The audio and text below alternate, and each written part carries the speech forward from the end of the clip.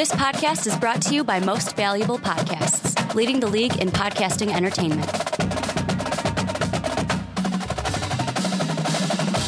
What's up, Real MVPs, Ricky Widmer here, along with the one, the only, Brandon Swanson. Hey. And Brandon, I have to tell you, because I know you are not a watcher of the Rick and Johnny podcast, I kind of screwed up that intro this week, and I might have called Johnny the one, the only, fellow man-child, Johnny Carlin. I forgot what podcast I was on yesterday.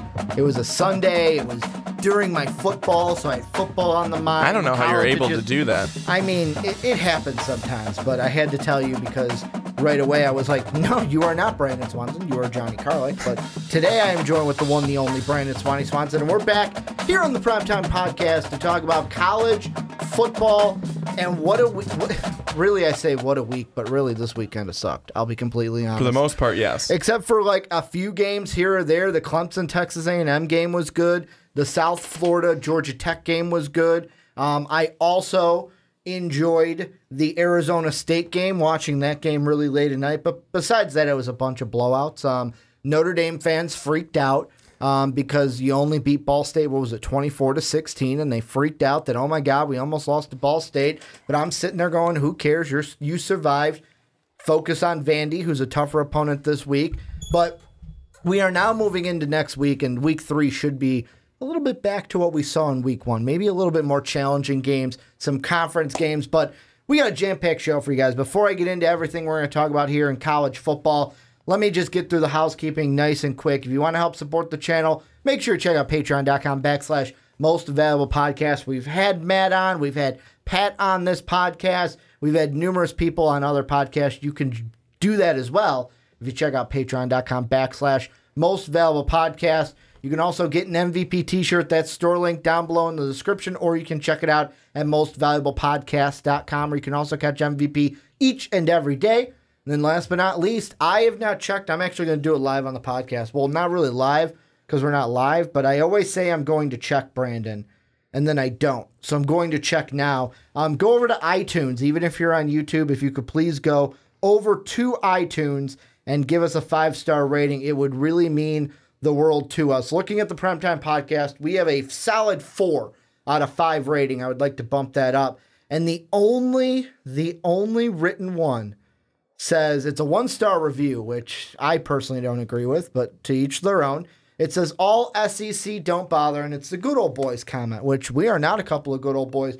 We're not even talking SEC today, which that was his complaint, that all we talk about is SEC. So please go over to iTunes, change the opinion of the podcast, because it's just wrong. It's a wrong opinion, and we need you guys, the MVP faithful, the real MVPs, to help set the record straight. Let us know why you like listening to the podcast so others know, and then give us that 5-star rating if you could, please. But Brian, like I said, no SEC teams on the docket today. We've got ACC, we're talking Virginia Tech, kind of a little bit jumping the gun, but it's going to be a good topic in the ACC. Then we're going to look at Ohio State and TCU, a Big 10 team and a Big 12 team, and can the Horned Frogs make a statement against the Buckeyes? Then we're going to look at your favorite conference, the Pac-12. Arizona State, 2-0 on the year, upset Michigan State. I almost said Mississippi State. See, maybe I am a good old boy. I got that SEC on the mind, but no, they beat Michigan State. We're going to talk about could they surprise teams in the Pac-12 this year, and then we're going to end the show making our Week 3 picks for this week in college football. But let's start with that first topic. Virginia Tech, they are a team, played really well, especially defensively, against Florida State, at Florida State, on Labor Day. Against William and Mary, we both assumed they were going to blow them out, and they did, 62-17. Like, how dare that defense let the Tribe score 17 points against them? They'll play East Carolina State before Old Dominion, before starting their ACC schedule. But after 2 weeks, Brandon, this is kind of me jumping the gun and also overlooking Miami. But I want to ask you is, first off, do you think Virginia Tech is going to win the ACC Atlantic after 2 games? And if they do, could they challenge Clemson for the ACC crown? I think Virginia Tech looks really good right now, and probably we'll know more after week 3 and beyond if they are going to be looking just as good as they are now, and if they will be the team that is going to come out as the favorite in the Atlantic. Now, the bigger question there of could they take on Clemson and actually give Clemson, a run? Mm-hmm. They can if they don't turn the football over. That's the thing with so many teams, is that you can unless you turn the football over. Last year, in the game that Clemson played against Virginia Tech, it was a 31-17 final score. Clemson got the win. Mm-hmm. Virginia Tech had 3 turnovers in that game, 2 interceptions and a fumble lost. That's what lost them the game. Mm-hmm. Turnovers.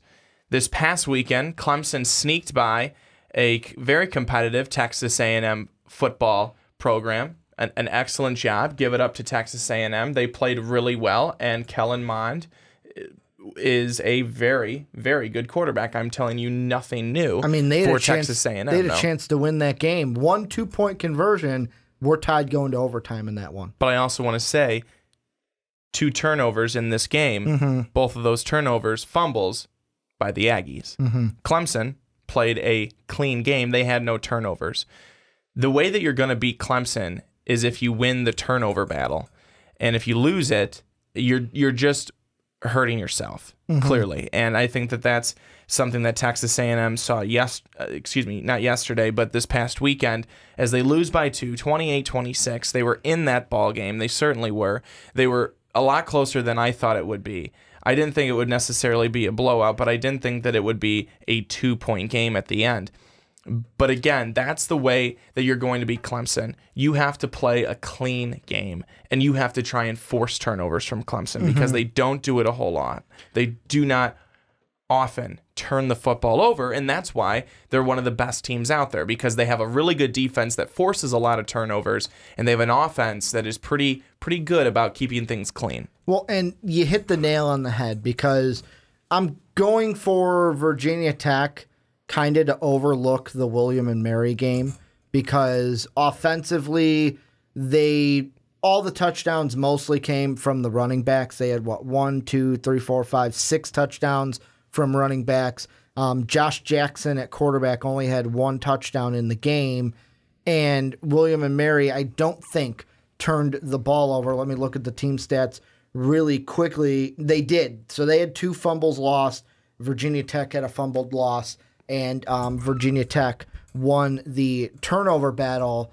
But that is exactly what needs to happen. Because I look at that first game against Florida State.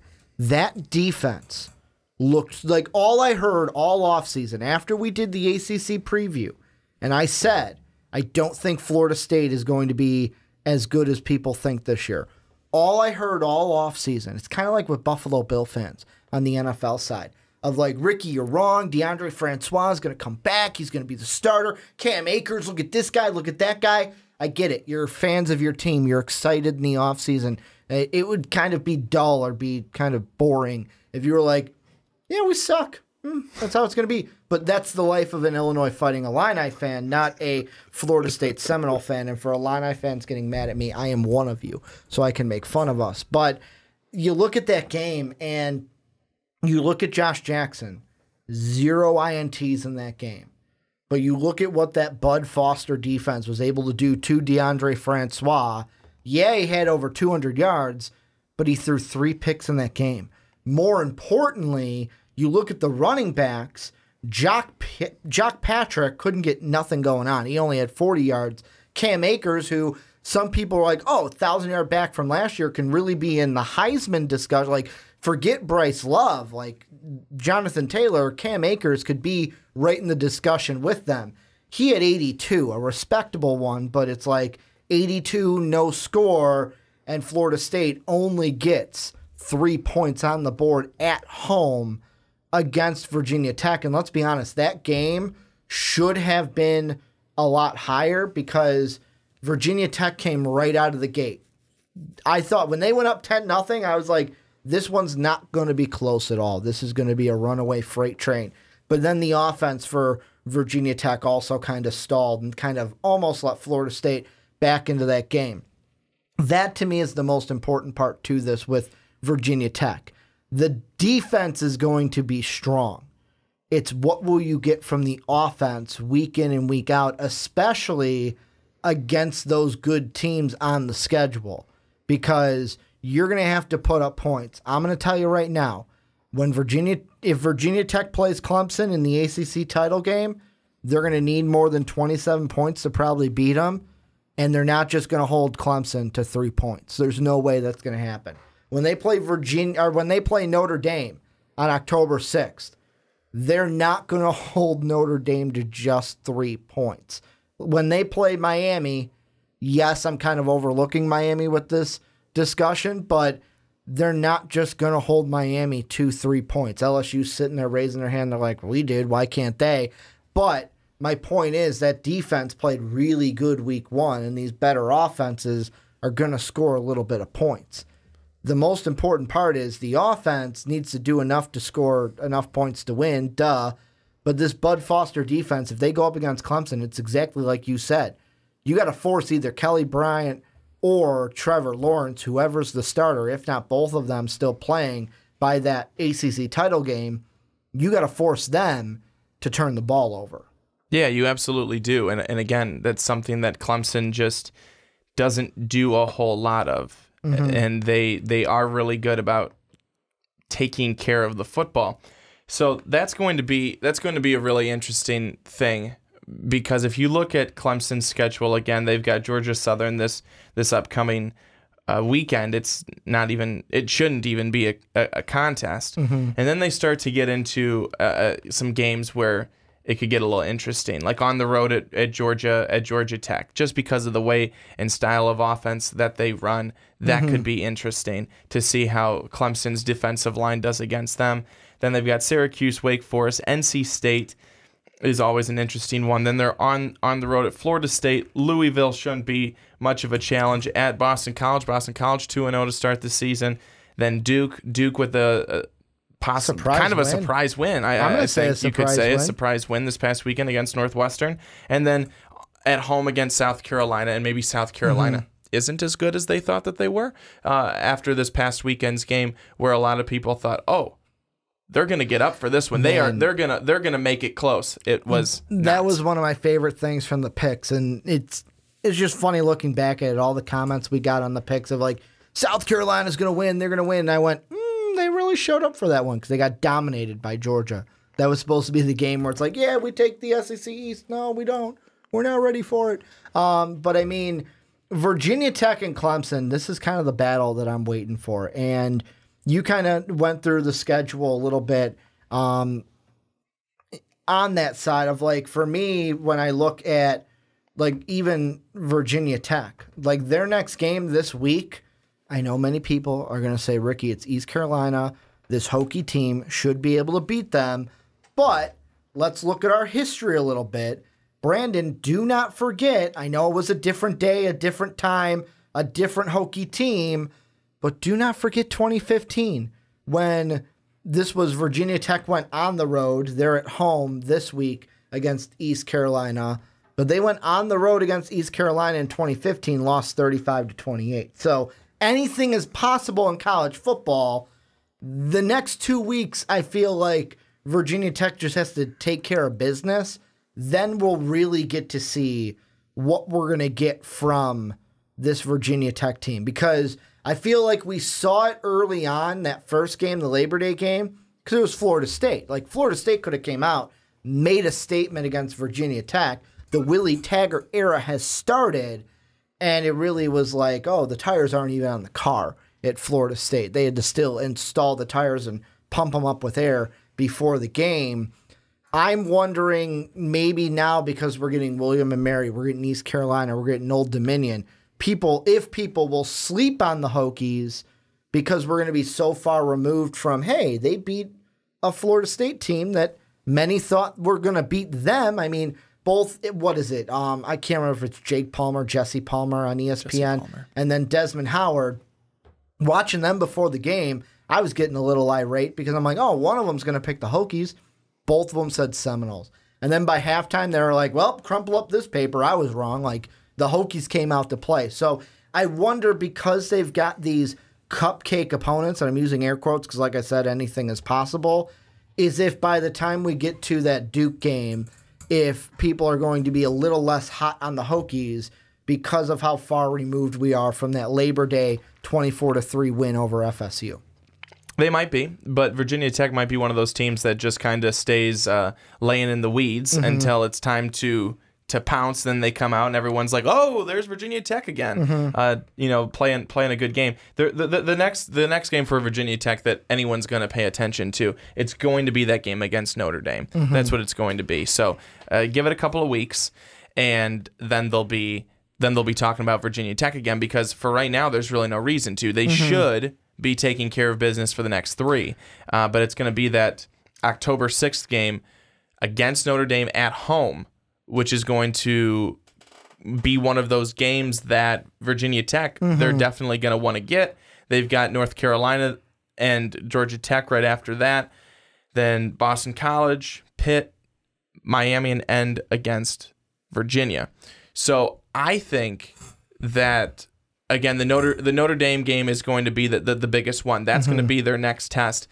Miami, I don't know. I was going to ask you about them. Are we Miami, right to overlook them? Miami is, no, you're not, because as poorly as Miami played, I think, in week 1, we should not be saying that that's exactly how they're going to be. I mean, anyone who watched the Chicago Bears in week 1 and saw them lose to the Green Bay Packers the way that they did, no one then should be going and saying, well, the Bears are going to do this to us all year. They're going to be garbage. They're going to be like, they're going to be like this. Depending on who you looked at, that's what social media was saying. But you know what I'm trying to get at is that you cannot define a team because of their week 1 performance. I don't think the Tampa Bay Buccaneers are going to be worth anything. Well, but they sure looked looked good in week 1. So that's I know on the NFL side, but you can really do the same thing here with college football. Well, and you should be. While Miami did not play well week 1, they came out and won 77-0 this past week. It was Savannah State, but yes, it was 77-0. But you know what I'm saying? Again, it takes a good performance to do that. And then we also don't know on the other side, is LSU going to be? We'll find that out probably this weekend when they play Auburn. But until you start playing other teams within the top 25, teams in the Power 5, stuff like that, that's when you start to get a good sense for how is this team going to be? How are they going to handle high pressure situations? How are they going to handle being able to come back in a ball game, stuff like that? That's when we start to find out. So you certainly cannot look past Miami, because the minute you do that, the minute you lose. And that's why I find it funny that the October 6th weekend is the next game. You mentioned Notre Dame for Virginia Tech. That's Florida State for Miami. Like, that is the next game for both teams that'll really be like, all right, this is the time where you put up or shut up, because like Miami at Toledo, they should beat Toledo. Should beat Toledo. At Florida International, you should beat Florida International. Against the Tar Heels on Thursday Night Football, you should be able to beat the Tar Heels this year in football. It's that Florida State game where even though Florida State lost 24-3 against Virginia Tech, although they were down, 26-23 at halftime to Samford. I looked at that game on Saturday. They were down, if I do my math right, they had 21 points. Samford had 23-21. They're down by 2 to Samford at halftime. And I get the whole college football, especially early on in the season, is all about, it's not how you play in the first half. It's can you make those halftime adjustments? And usually teams that play horrible in the first half but are good teams come out in the second half like Florida State did, and they won 36-26. Still, only a 10-point win over Samford. Dave was sitting next to me as we were watching that score, and he said to me, who's Samford? Like, he didn't even know. He's like, does he have a son? Is it Samford and Son? Is that who they're playing? He didn't even know that they were a school. Like, they should have blown them out. So for me, just like you said, Virginia Tech, October 6th against Notre Dame's a big game. That Miami-Florida State game's a big one, because it's like, all right, here's the first opponent that you're going to play that, it might not be a ranked opponent, but it's still a prestigious opponent in your conference. What can you do against this team after having the, 4-game cushion since you've got embarrassed by LSU to start the year? And then obviously the biggest game of them all, November 17th, when basically to me the Atlantic Division is going to be decided when Virginia Tech and Miami face off in Blacksburg, Virginia, in order to play to see who will represent the ACC Atlantic and take on the Clemson Tigers, because I still think Clemson is going to win their side of the ACC. Any final thoughts for you before we move on into Ohio State TCU? I was just going to say one more thing dealing with Miami, who I know isn't even, part of what's going to be part of the subject line for this title, but they're technically related to it. True. I was going to say Malik Rozier had 131 yards, 2 touchdowns. Again, I know who they played. I get it. But Nakasi Perry played 93 yards, 3 touchdowns, and an interception. Certainly, one of the things that we were talking about after that Week 1 game where they played LSU is that Malik Rozier did not look comfortable. He did not look good. Certainly with a bounce-back week, as most people expected, which is good to see. But you get Perry in there as well. He, stat-wise, he put up the numbers that you would want to see. Obviously, the interception in there, but 3 TDs to 1 interception. I'd take that almost every day, unless the interception was to lose the game. But I think that just goes to show, again, they do bounce back.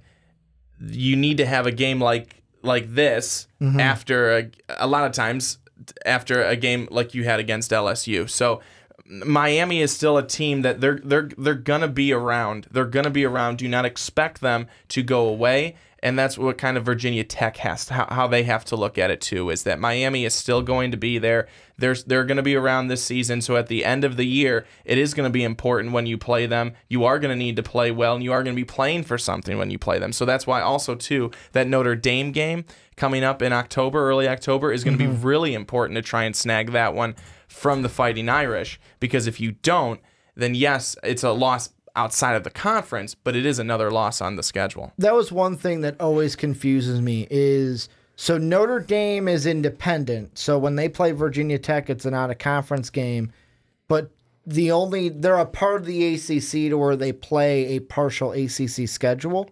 Is that what it is? They're not part of the ACC. They do not belong to anything.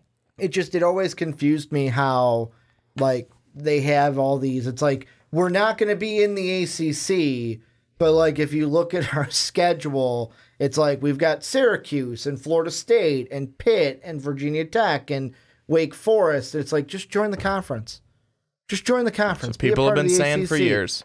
Maybe that'll actually help you get to a college football playoff and not just be the team that's the independent. Unless you're just going to, and this is a side that I'm going to have. That's why whenever I use Notre Dame and NCAA football, or if I did another team and did conference realignment to say, screw it, I'm going to be an independent team, I would just schedule, basically what I would do is start week 1, go with the number 1 team, 2, 3, 4, all the way down the schedule to where it's basically I am beating the number 1 team each week until I became the number 1 team by week 3. And then I'm beating the number 2 team each week because it's boom, boom, boom, and I'm knocking them all off. And of course, that game was the BCS. So it's hey, look at all these number 1s and number 2s that I've beaten, and I'm clearly going to the BCS national title. But this is where you guys come in. Let us know what you think down below in that comment section. What do you think about Virginia Tech this year? Will they be able to challenge Clemson to take the ACC crown? Will they even have the chance, or will Miami still be in the mix to win the ACC this year? Let us know what you think down below in that comment section.